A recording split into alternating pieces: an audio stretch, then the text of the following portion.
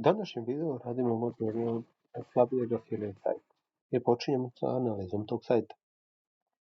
Za početak, prvo ovaj sajt o kome ćemo danas pričati je spinmybonus.com i on se nalazi, možemo kada uđemo na taj sajt da vidimo nešto osnovno o njemu.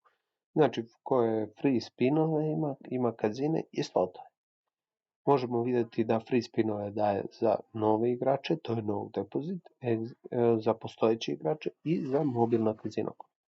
Možemo vidjeti free spinove po softveru, možemo po količini novca, to je po količini free spinova, možemo vidjeti po slotovima i na kraju po kazinima. Ali to je u suštini sve što možemo da vidimo kada uđemo ovako na sajt. Međutim, postoje alati koji su kao SEMrush koji nam daju detaljniji uvid u to što se dešava na ovom sajtu. Za početak, ako imate nekih problema sa SEMrushom, možete pogledati neke videe, a ako imate neki baš dosta pitanja, postavite u komentarima pa ću ja obraditi jednu temu o SEMrushu gdje ću sve detaljnije objasniti kako se gleda, šta se radi i kako se radi. Za početak, kada uđemo na SEMrush i gore ukucamo URL od ovog sajta, možemo vidjeti koliko je on vidljiv za AI. Vidimo da on ima neku ocenu 14, koliko puta su ga spomenuli i koliko puta su citirali njega i koji alati su ga citirali. Možemo za SEO da vidimo koji je njegov autoritet. Autoritet se kreće od 0 do 100. Možemo da vidimo koliko ima organskih poseta, to je poseta putem Google. Ovdje vidimo da je to od nekih 2000. Možemo vidjeti koliko ima plaćenih poseta. Nema, zato što je u kazinu u većini zemalja zabranjeno da se plaćaju reklame. Možemo vidjeti koliko domena je linkalo ovaj sajt. Možemo vidjeti organske keyworde za koje rangira, koliki je broj, znači za 7200 keyworda i koliko ima backlinkova. Kada pogledamo dole ispod, vidimo da je ovaj sajt počeo tu negdje 2015. je dobio prve posete, nakon toga polako skače da bi 2019. imao 50.000 poseta i posle je opao, pa je malo se povratio do 30.000 i onda je pao i otad se ne podiže. Sada ću vam objasniti kako da analizirate takav sajt i šta može biti uzrok. Krećemo od početka. Prva stvar koju bih volio da vam predstavim jeste da li Google bot može da vidi taj sajt. To se gleda tako što idete na desni klik pa inspect i ovdje idete use browser i predstavite se kao Google bot smartphone. I kada refreshate stranicu, vidite da je ovdje zabranjen ulazak. Velika verovatnoća je da je zbog ovoga pao sajt. Mislim, postoje verovatno i neki drugi uzroci, ali on je zabranio Google botu da dođe. Tako da zbog toga je verovatno i pao sajt. Sada vraćamo sve i nastavljamo dalje.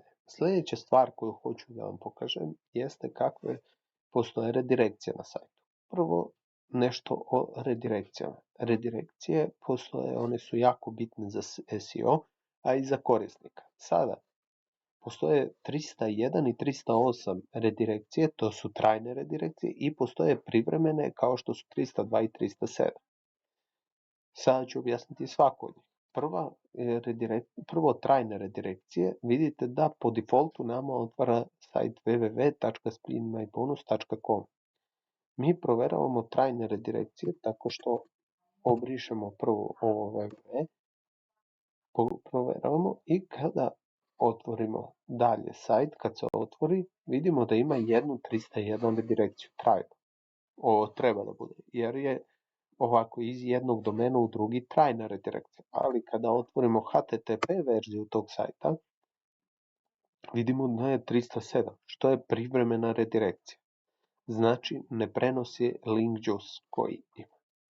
I treća koju kada otvorimo HTTP verziju bez www verziju, vidimo da ovdje ima 307 redirekcija, pa još jedna 307 i na kraju 301 redirekcija. Zašto je ovo loše? Sad ću vam pokazati. Svaki sajt na koji uđete u SEMrush možete vidjeti koju stranicu tačno linkuje. I vidimo da ovdje HTTPS verzija bez www ima veći link juice. Znači vi kada odradite lepo 301 redirekciju, vi 70% link juice prebacujete na vašu glavnu stranicu.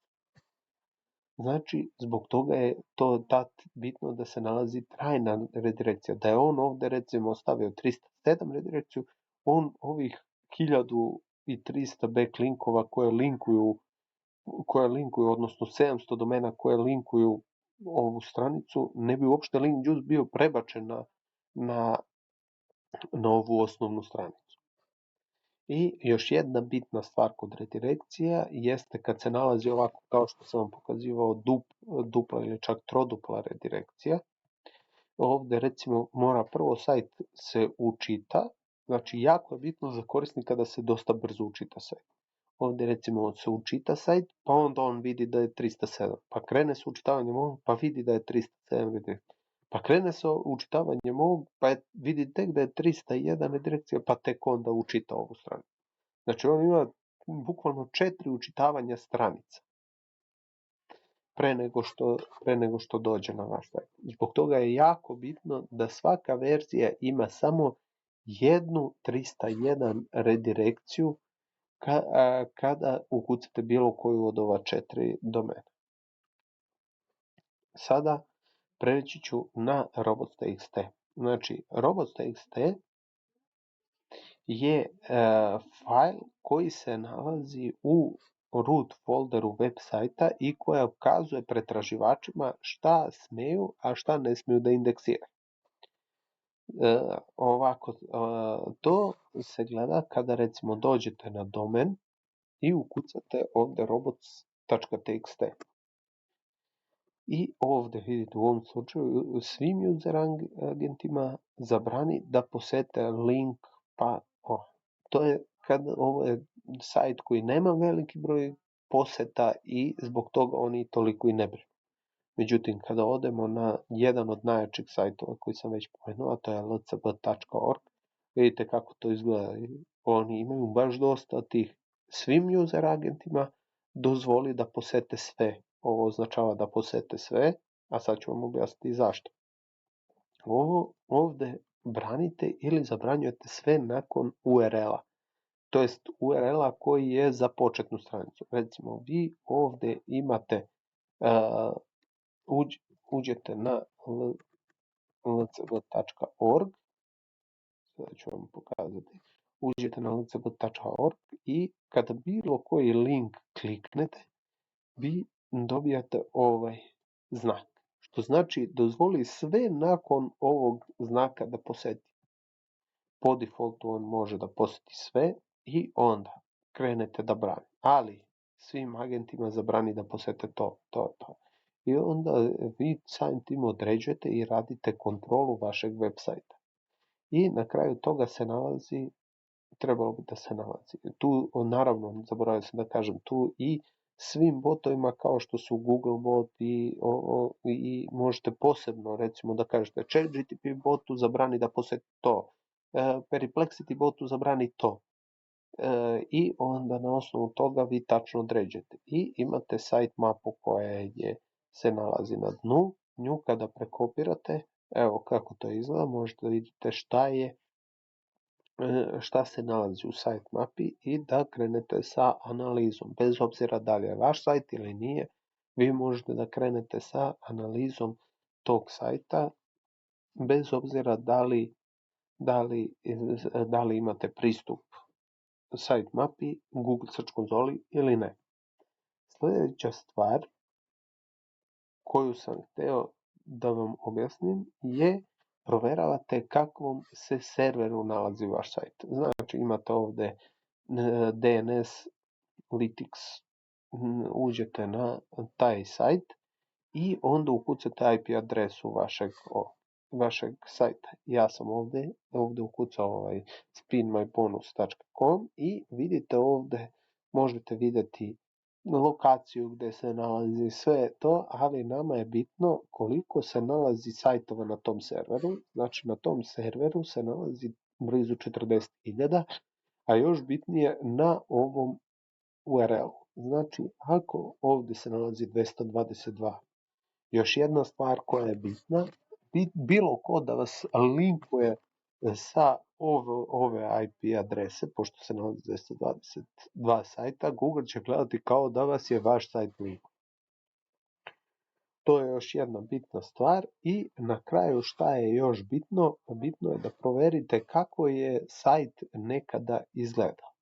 Znači postoji archive.org se zove i dobijete ovako izgleda to. Ja sam već ovdje ukucao spinmybonus.com i vidio sam i vidite kad je sajt objavljen, možete da se vratite do 1998. I recimo vidite da je sajt počeo se raditi 2015. Pred toga nikada nije radio.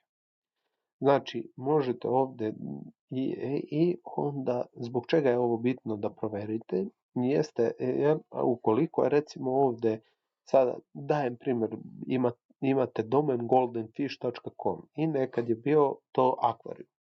Počeli su da se bave 2003. 2006. zatvorena firma, prodali su domen. I sad dolazi 2015. godina, vi rešite da otvorite recimo sad ne znam, neki riblji restoran i hoćete da ga nazovete goldenfish.com. I vi kupujete domen, međutim sajt nikako da raste. Zato što je on u prošlosti već imao dosta backlinkova koje su ukazivale na to da je to nekada bio akvarijum i vama je mnogo teško da ubedite Google da je to sada restoran, a nije više akvarijum. To je još jedna bitna stavka koja je bitno da napomenem.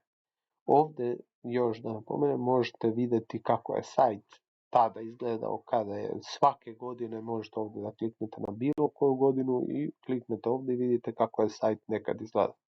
I evo ovdje samo da pokažem, ovaj sajt je ovako izgledao kada je bio napravljen. Kad je počeo 2015. sa radom je izgledao ovako.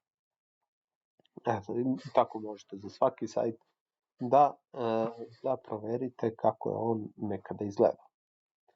U narednom videu objasnit ću kako je potrebno da se napravi jedna struktura sajta, kako su oni napravili strukturu sajta i šta bi možda bolje bilo da su radili, koje su prednosti i nedostaci, šta je kod ovog sajta oko strukture će se bazirati.